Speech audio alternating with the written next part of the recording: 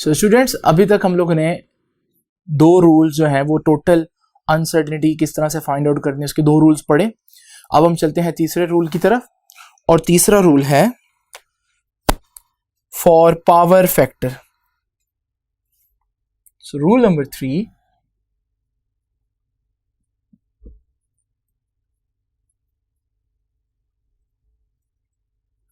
Power factor. बहुत से फार्मूले में किसी भी वेरिएबल के ऊपर पावर होती है। जैसे अगर वॉल्यूम का फार्मूला देखें तो 4/3 पाई आर क्यूब, तो रेडियस के ऊपर क्यूब है। रूल बड़ा सिंपल है कि अगर इस सूरत में आप लोगों ने टू फाइंड टोटल अनसर्टेनिटी, अगर आपने टोटल अनसर्टेनिटी फाइंड आउट करनी है,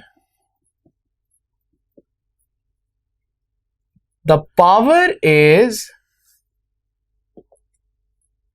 multiply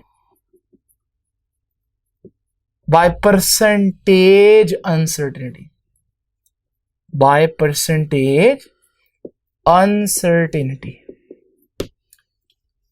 रूल नंबर 2 वैसे का वैसा रहेगा, लेकिन अगर कहीं पावर आ जाए तो जो भी किसी भी चीज की परसेंटेज अनसर्टेनिटी होगी वहां पर उसको पावर से मल्टीप्लाई भी कर दिया जाएगा। ये एक एक्स्ट्रा चीज है। तो हम एग्जांपल लेते हैं बुक से ही। एग्जाम्पल कुछ इस तरह से है, ये देखिए जी, वो बता रहा है कि एक वॉल्यूम फाइंड आउट करना है, जबकि रेडियस वर्नियर कैलिपर से फाइंड आउट हुआ है और रेडियस है 2.25 प्लस माइनस 0.01 सेंटीमीटर। ये रेडियस है। जैसे कि आपको मालूम है कि रेडियस आपने वर्नियर कैलिपर से फाइंड आउट कर रहे हैं तो उतनी ही एब्सोल्यूट अनसर्टेनिटी आएगी या लीस्ट काउंट आएगा प्लस माइनस के बाद। अब ये रेडियस अनसर्टेन है, हमें फाइंड आउट क्या करना है? हमें फाइंड आउट करना है वॉल्यूम, लेकिन वो वॉल्यूम भी अनसर्टेन होगा। तो मुझे एक चीज नहीं फाइंड आउट करनी, मुझे दो चीजें फाइंड आउट करनी है। पहले मुझे वॉल्यूम फाइंड आउट करना है और फिर मुझे फाइंड आउट करना है कि उस वॉल्यूम में अनसर्टेनिटी कितनी होगी। तो जरा देखते हैं इधर, पहले वॉल्यूम फाइंड आउट करते हैं। और मैंने आपको बताया जब भी आपने वॉल्यूम फाइंड आउट करना है या कोई क्वांटिटी फाइंड आउट करनी है, थोड़ी देर के लिए आप भूल जाएं कि अनसर्टेनिटीज हैं भी या नहीं, तो हम अनसर्टेनिटीज को थोड़ी देर के लिए गायब कर देते हैं। तो आप जरा देखें, सबसे पहले हम एस्टिमेशन ऑफ वॉल्यूम करते हैं कि वॉल्यूम कितना है। एस्टिमेशन ऑफ वॉल्यूम का तरीका क्या है? वॉल्यूम का फॉर्मूला लिखें। वॉल्यूम का फॉर्मूला क्या है? 4/3 पाई आर क्यूब। किसी भी सफेयर का वॉल्यूम ये होता है। 4/3 पाई की वैल्यू आप पुट करें 3.14, आर का क्यूब 2.25 का क्यूब, और यहां से हम वॉल्यूम फाइंड आउट कर लेते हैं जो कि आएगा 47.689 सेंटीमीटर क्यूब। अब हम इसको राउंड ऑफ करते हैं और हमारे पास राउंड ऑफ होने के बाद आंसर आ जाएगा 47.7, क्योंकि ये ग्रेटर देन 5 है, ये 1 कैरी करेगा। लेकिन क्या ये आंसर फाइनल है? क्या ये आंसर कंफर्म है? तो हमें मालूम है कि इस आंसर में भी कुछ ना कुछ अनसर्टेनिटी होगी, इसलिए मैं यहां पर प्लस माइनस लिखता हूं और साथ कुछ स्पेस छोड़ देता हूं जो कि बता रहा है कि इसमें कितनी अनसर्टेनिटी होगी। वॉल्यूम फाइंड आउट हो गया।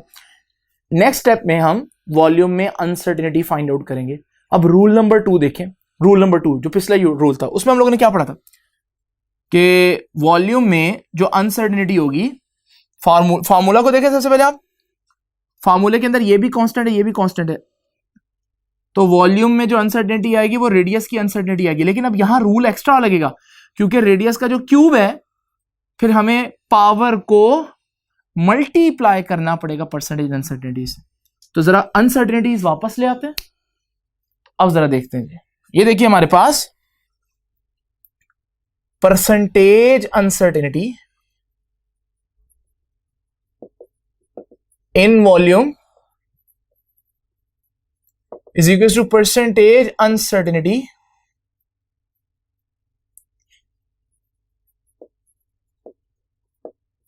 इन रेडियस,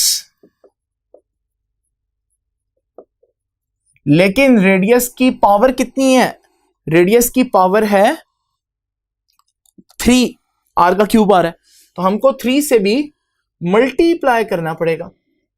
तो ये है वो इक्वेशन जो मैं आपको बोल रहा था कि ये इक्वेशन आपको किसी भी इक्वेशन के लिए बनानी आनी चाहिए। लेकिन अब हम मुझे परसेंटेज अनसर्टेनिटी सबसे पहले फाइंड आउट करनी है।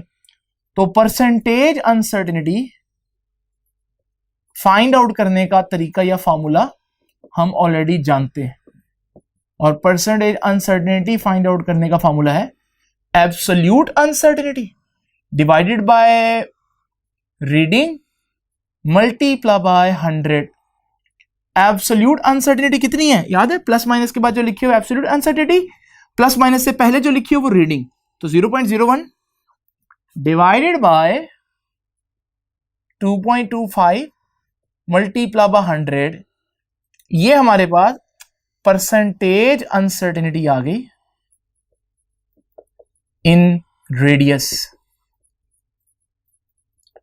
और ये कितनी होगी इसको हम कैलकुलेट कर लेते हैं। आप लोग इसको कैलकुलेट करेंगे कैलकुलेटर से, ये आ जाएगी 0.4%।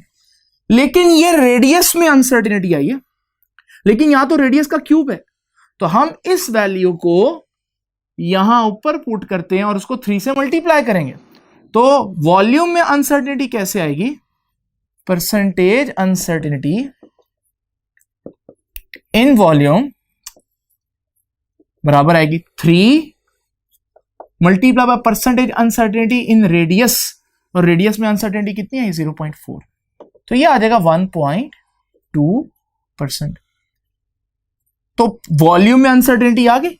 लो जी, तो वॉल्यूम में अनसर्टेनिटी हम लिख दें, लेकिन मैंने बताया था प्लस माइनस के बाद क्या आता है? प्लस माइनस के बाद एब्सोल्यूट अनसर्टेनिटी आती है, और वो परसेंटेज में आंसर है। तो हम कहेंगे ये 100 में एरर है क्योंकि परसेंटेज में, तो अनसर्टेनिटी इन 100 सेंटीमीटर क्यूब कितनी आ रही है? 1.2। तो फिर अनसर्टेनिटी इन 1 कितनी आएगी? तो 100 उधर जाकर डिवाइड हो जाएगा। और हमने किस में अनसर्टेनिटी निकालनी है? हमने तो इतने वॉल्यूम में अनसर्टेनिटी निकालनी है 47.7। तो फिर अनसर्टेनिटी इन 47.7 सेंटीमीटर क्यूब कितनी आएगी? 1.2 ओवर 100 तो ऑलरेडी आ चुका है, 47.7 को भी हम मल्टीप्लाई कर देंगे और हमारे पास आंसर आ जाएगा 0.6 सेंटीमीटर क्यूब। ये है अनसर्टेनिटी जिसको हम यहां पर लिख सकते हैं। तो हमारा फाइनल आंसर क्या हुआ? फाइनल आंसर, तो फाइनल आंसर हुआ के वॉल्यूम, पहले स्टेप में वॉल्यूम तो फाइंड आउट कर लिया था। कितना वॉल्यूम फाइंड आउट किया था? 47.7 प्लस माइनस दूसरे स्टेप में क्या फाइंड आउट किया है? Uncertainty 0.6 centimetre cube. तो ये है हमारा फाइनल आंसर। ठीक है, इसी तरह हम एक और एग्जांपल देखते हैं, आपकी बुक की 1.3 एग्जांपल देखते हैं। सो स्टूडेंट्स, आपकी बुक का पेज नंबर 15 जो है उस पर एक एग्जांपल 1.3 है, जरा उसको देखते हैं।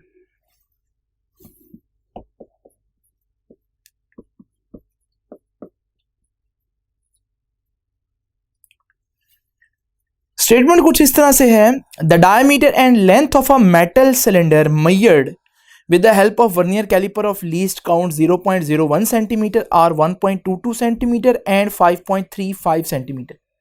ये हमें वर्नियर कैलिपर से उसने फाइंड आउट किया है डायमीटर और लेंथ। तो डायमीटर है 1.22 सेंटीमीटर, लेकिन वर्नियर कैलिपर से मेजर किया है, तो डेफिनेटली इसमें प्लस माइनस के बाद उसका लीस्ट काउंट लिखेंगे 0.01 सेंटीमीटर। इसी तरह लेंथ बता रहा है 5.35 सेंटीमीटर, तो 5.35 प्लस माइनस 0.01 सेंटीमीटर। लेकिन इससे पहले कि मैं ये क्वेश्चन करूं, जरा देखते हैं सिलेंडर क्या होता है।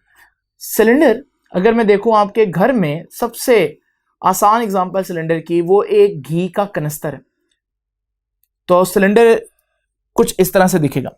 अब इस सिलेंडर का वॉल्यूम फाइंड आउट करना है हम लोगों को, और वॉल्यूम फाइंड आउट करने के लिए याद रखिएगा दो चीजें पता होनी चाहिए। एक, इस सिलेंडर का ये जो डायमीटर है, जो ऊपर वाली सरफेस का डायमीटर है, जो गोल सरफेस बन रही है, और इस सिलेंडर की जो टोटल लेंथ है। अगर हमें ये दो चीजें फाइंड आउट हो, मालूम हो, तो हम वॉल्यूम फाइंड आउट कर सकते हैं। तो हमें फाइंड आउट करना है वॉल्यूम। अब देखें, सिंपल सी बात है, अगर मुझे वॉल्यूम फाइंड आउट करना है तो इसके भी दो स्टेप्स होंगे। एक में मैं वॉल्यूम फाइंड आउट करूंगा, और दूसरे स्टेप में मैं, क्योंकि ये दोनों चीजें अनसर्टेन हैं, तो वॉल्यूम कितना अनसर्टेन होगा ये फाइंड आउट करूंगा, और फिर मैं फाइनल रिजल्ट लिख दूंगा। इतना तो अब आपको समझ लग गई। तो एस्टिमेशन ऑफ वॉल्यूम करते हैं सबसे पहले, कि वॉल्यूम कैसे एस्टिमेट करना है। और वॉल्यूम की एस्टिमेशन जो है, उसके लिए हमारे पास सिलेंडर का वॉल्यूम का फॉर्मूला आना चाहिए, और सिलेंडर का वॉल्यूम का फॉर्मूला होता है पाई डी स्क्वायर एल ओवर 4। क्योंकि अभी हम एरर्स अनसर्टेनिटीज की बात नहीं कर रहे, तो let's forget about the uncertainties, और हम भूल जाते हैं कि अनसर्टेनिटीज हैं भी या नहीं। तो सिंपल वैल्यूज पुट करते हैं। सो पाई की वैल्यू सबको मालूम है 3.14, डायमीटर की वैल्यू है 1.22 और उसका स्क्वायर, लेंथ की वैल्यू है 5.35 डिवाइडेड बाय 4। तो हमारे पास वॉल्यूम आ जाएगा, आप कैलकुलेटर से करेंगे इसको, ये वॉल्यूम आ जाएगा 6.25090979 सेंटीमीटर क्यूब। और वॉल्यूम फाइंड आउट करने के बाद आप इसको राउंड ऑफ करेंगे अप टू 2 सिग्निफिकेंट फिगर्स। तो हम जरा देखते हैं, हमें ये 5 को हटाना है। याद है 5 को जब हटाना हो तो पिछला अगर इवन नंबर हो, जो कि है, तो हम 1 कैरी नहीं करेंगे। बहरहाल राउंड ऑफ के रूल्स अब मैं रिपीट नहीं करूंगा। ये राउंड ऑफ करने के बाद आंसर बन जाएगा 6.2 सेंटीमीटर क्यूब। लेकिन क्योंकि अनसर्टेनिटीज हैं, तो हमारा जो फाइनल आंसर आ रहा है उसमें भी अनसर्टेनिटीज है। तो अब हम बात करते हैं जरा अनसर्टेनिटीज कैसे फाइंड आउट करने के। तो अनसर्टेनिटीज को एस्टिमेट करते हैं, लेकिन उससे पहले अनसर्टेनिटीज को वापस ले आते हैं। लो जी, तवज्जो कीजिएगा। एस्टिमेशन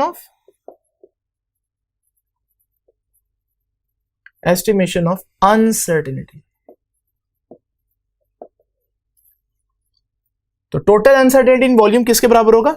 अब हम फार्मूला बनाते हैं जरा, ये बहुत इंपॉर्टेंट स्टेप है। वॉल्यूम में अनसर्टेनिटी, पाई और 4 कांस्टेंट्स है। वॉल्यूम में अनसर्टेनिटी किसके बराबर होगी? दो चीजें मल्टीप्लाई हो रही हैं, तो रूल नंबर 2 याद करें कि जब दो चीजें मल्टीप्लाई या डिवाइड हो तो उनकी परसेंटेज अनसर्टेनिटीज को ऐड करते हैं।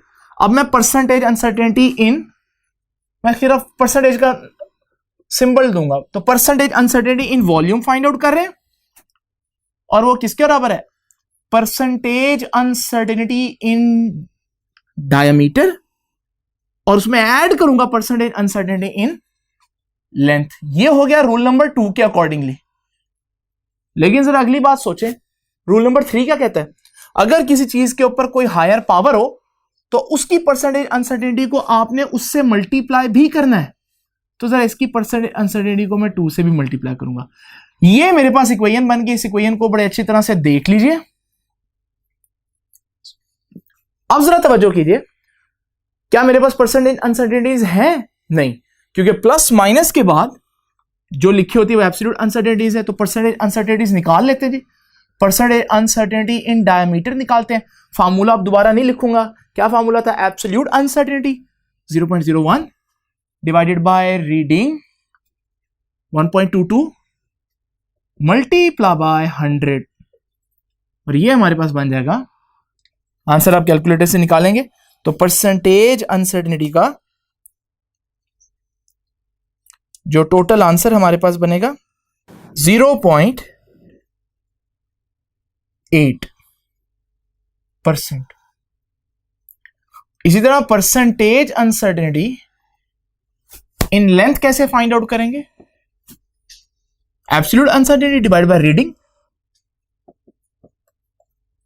मल्टीप्लाई बाय 100 और इसका आंसर आ जाएगा हमारे पास 0.2%। ये वैल्यूज ऊपर पुट करते हैं तो परसेंटेज अनसर्टेनिटी इन वॉल्यूम आ जाएगा 2 multiply by percentage uncertainty in diameter कितना है 0.8 plus percentage uncertainty in length कितनी है वो 0.2 है। ये हमारे पास 2 मल्टीप्लाई बाय 0.8 आ जाएगा 1.6 प्लस 0.2 तो 1.8%। अब ये अनसर्टेनिटी आ गई वॉल्यूम में, लेकिन ये परसेंटेज अनसर्टेनिटी है, हमने आंसर में परसेंटेज अनसर्टेनिटी नहीं लिखनी। ये किस परसेंटेज कितने में एरर होता है 100 में। तो अनसर्टेनिटी ये जो अनसर्टेनिटी है ये 100 सेंटीमीटर क्यूब में, अनसर्टेनिटी इन 100 सेंटीमीटर क्यूब कितनी है 1.8। इसी तरह अनसर्टेनिटी इन 1 कितनी होगी 100 उधर जाकर डिवाइड हो जाएगा। और हमने निकालनी किस में, हमने तो 6.2 में फाइंड आउट करनी है। तो 6.2 के लिए हम दोनों तरफ 6.2 से मल्टीप्लाई कर देंगे तो 1.8 ओवर 100 मल्टीप्लाई बाय 6.2 और हमारे पास टोटल आंसर आ जाएगा 0.1। तो अब फाइनल आंसर कैसे लिखेंगे, फाइनल आंसर तो वॉल्यूम तो आ गया हुआ 6.2 और उसमें अनसर्टेनिटी कितनी आई है 0.1 सेंटीमीटर क्यूब। तो यूं हम रूल नंबर 3 को इफेक्टिवली यूज कर सकते हैं। नाउ स्टूडेंट्स 3 रूल्स पढ़ने के बाद अब हम पढ़ते हैं चौथा रूल, और चौथा रूल है अनसर्टेनिटी इन एवरेज वैल्यू। जो आप एवरेज वैल्यू फाइंड आउट कर रहे हैं, एवरेज लेते हैं ना, कैसे एवरेज लेते हैं, सब चीजों को ऐड करते हैं टोटल वैल्यू से डिवाइड कर देते हैं। तो आपने एवरेज में आंसर में अनसर्टेनिटी अगर हो तो वो कैसे फाइंड आउट करनी, उसके लिए सिंपल 3 स्टेप है।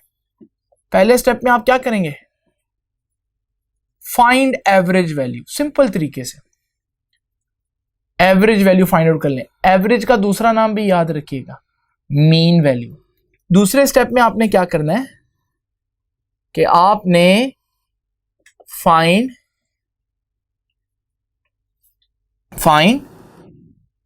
Deviation of each value from average value.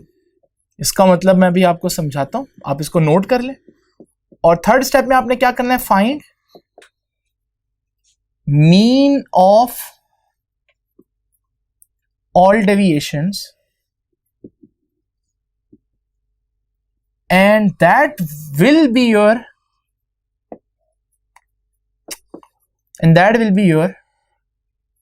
total uncertainty। यानी कि टोटल अनसर्टेनिटी एवरेज वैल्यू में क्या होता है, मीन डेविएशंस। तो जरा देखें, पहले तो आपको ये 3 स्टेप्स आने चाहिए। बुक से एग्जांपल देखते हैं जो बुक ने दी है ताकि आप उसको इजीली गो थ्रू कर सकें। एग्जांपल कुछ इस तरह से है कि 6 वैल्यूज दी हुई है बुक ने, 1.20, 1.22, 1.23, 1.19, 1.22 एंड 1.21। ये 6 वैल्यूज दी हुई हैं और ये 6 वैल्यूज जो हैं ये माइक्रोमीटर स्क्रू गेज से फाइंड आउट हुई हैं। सो सबसे पहला स्टेप हमने क्या करना है, पहला स्टेप देखिए जी, find average of all the values. तो हम मीन या एवरेज फाइंड आउट करते हैं। क्या तरीका है मीन फाइंड आउट करने का, सब वैल्यूज को ऐड करें और जितनी टोटल तादाद है उससे डिवाइड कर दें। तो मैं सब वैल्यूज को ऐड कर रहा हूं और टोटल वैल्यूज कितनी है 6, तो मैं 6 से डिवाइड करूंगा तो मेरे पास मीन या एवरेज या औसत जिसे कहते हैं, आप कैलकुलेटर से करेंगे, वो आ जाएगी 1.21 मिलीमीटर। पहला स्टेप हो गया। अब दूसरे स्टेप में आपने क्या करना है, बड़ी सिंपल सी बात है। दूसरे स्टेप में आपने हर एक वैल्यू का डेविएशन का मतलब होता है फर्क। किससे फर्क फाइंड आउट करना है? एवरेज से। ये पहली वैल्यू थी, ये हमारा एवरेज है। कितना फर्क है इसमें और इसमें? माइनस करें, 0.01 का डिफरेंस है। इसी तरह ये दूसरी वैल्यू है, इसमें और एवरेज में कितना फर्क है? अगेन 0.01 का फर्क है। इसमें और एवरेज वैल्यू में 0.02 का फर्क है। 1.19 और इसमें एवरेज में अगेन 0.02 का। 1.22 और 1.21 में 0.01 का। और 1.21 और 1.21 में तो डिफरेंस नहीं है, तो डेविएशन कितनी आई? 0। तो डेविएशन का मतलब आपको समझ में आया? तो पहले स्टेप में आपने क्या किया? एवरेज ले लिया। और दूसरे स्टेप में आपने क्या किया? हर वैल्यू का एवरेज से फर्क देखा, जिसे हम फिजिक्स में डेविएशन कहते हैं। अब तीसरे स्टेप पे आपने क्या करना है? डेविएशंस का मीन लेना है। और मीन कैसे लेते हैं? सब वैल्यूज को ऐड करें और जितनी उस पर डिवाइड कर दें। ये डेविएशंस है, इन सब को ऐड करें और टोटल 6 है, इनसे डिवाइड कर दें तो हमारे पास टोटल अनसर्टेनिटी आएगी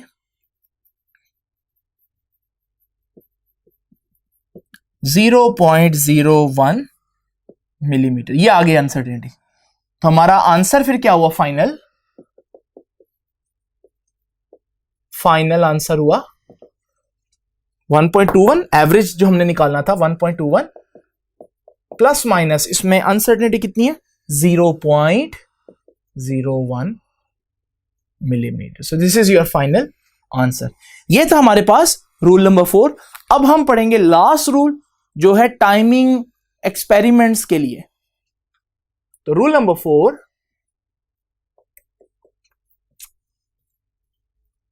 अनसर्टेनिटी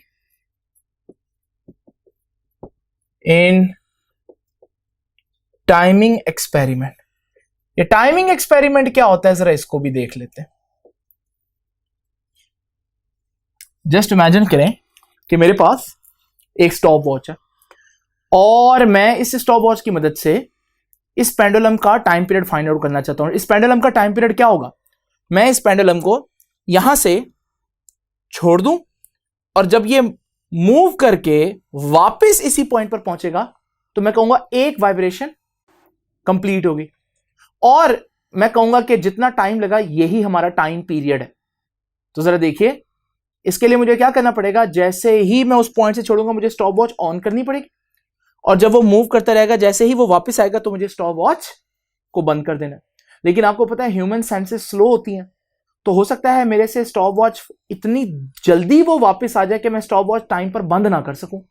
इसलिए यूजुअली हम क्या करते हैं, बजाय एक ही दफा वाइब्रेट करने पर टाइम पीरियड मालूम करने की बजाय हम क्या करते हैं कि पेंडुलम को हम मूव करने देते हैं। बजाय एक स्विंग के हम उसको 10 स्विंग्स या 20 स्विंग्स या 30 स्विंग 30 स्विंग्स तक हम उसको मूव करने देते हैं, और तब तक हम रेडी हो चुके होते हैं स्टॉप वॉच दोबारा से दबाने के लिए। तो जब वो पूरी 10 या 20 या 30 जितनी भी आप करते हैं उतनी स्विंग्स कंप्लीट करेगा तो हम स्टॉप वॉच फौरन ही बंद करेंगे और हमारे पास आंसर जो आएगा वो टाइम पीरियड नहीं होगा, बिकॉज टाइम पीरियड तो एक वाइब्रेशन का टाइम होता है, वो तो 30 वाइब्रेशंस का टाइम होगा। तो आप समझ गए होंगे कि फिर उस आंसर को आपको किससे डिवाइड करना पड़ेगा? जितनी स्विंग्स हैं उससे डिवाइड करना पड़ेगा। तो जरा देखते हैं, इमेजिन करें हमें वो एग्जांपल दे रहा है। पहले रूल देख लेते हैं। रूल क्या है? रूल बड़ा सिंपल है कि जहां पर जो भी उस स्टॉप वॉच का लीस्ट काउंट होगा,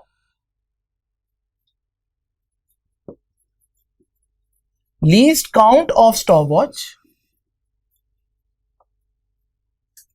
या कोई भी डिवाइस होगी, will be divided by number of swings. आपने जितनी दफा पेंडुलम को मूव करवाया है उतनी दफा उसको, अगर 30 दफा किया तो 30 से आपको लीस्ट काउंट को भी डिवाइड करना पड़ेगा। एक एग्जांपल लेते हैं आपकी बुक की। एग्जांपल कुछ इस तरह से है कि आपकी बुक टाइम ऑफ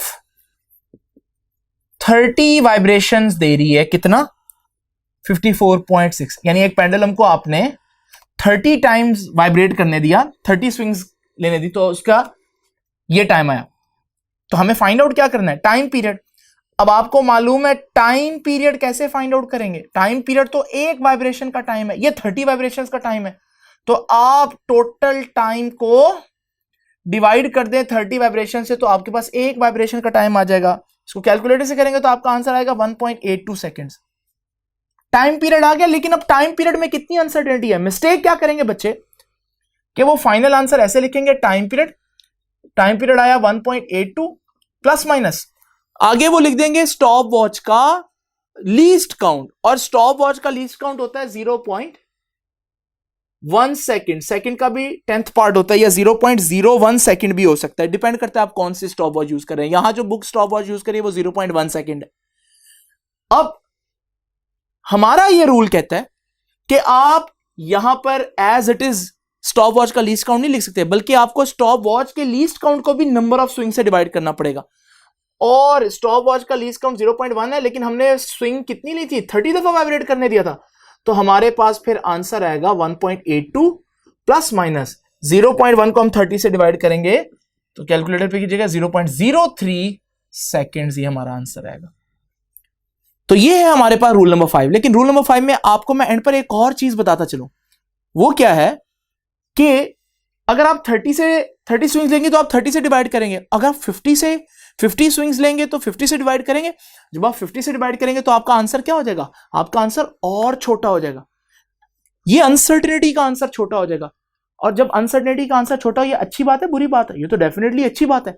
इसका मतलब जब भी आप टाइमिंग एक्सपेरिमेंट्स की बात करते हैं तो आपको रिकमेंड किया जाता है, एडवाइस की जाती है कि आप थोड़ी स्विंग्स की बजाय ज्यादा स्विंग्स लें, बजाय पेंडुलम को 10 दफा मूव करने के उसको 15 दफा करवाएंगे तो अनसर्टेनिटी कम आएगी।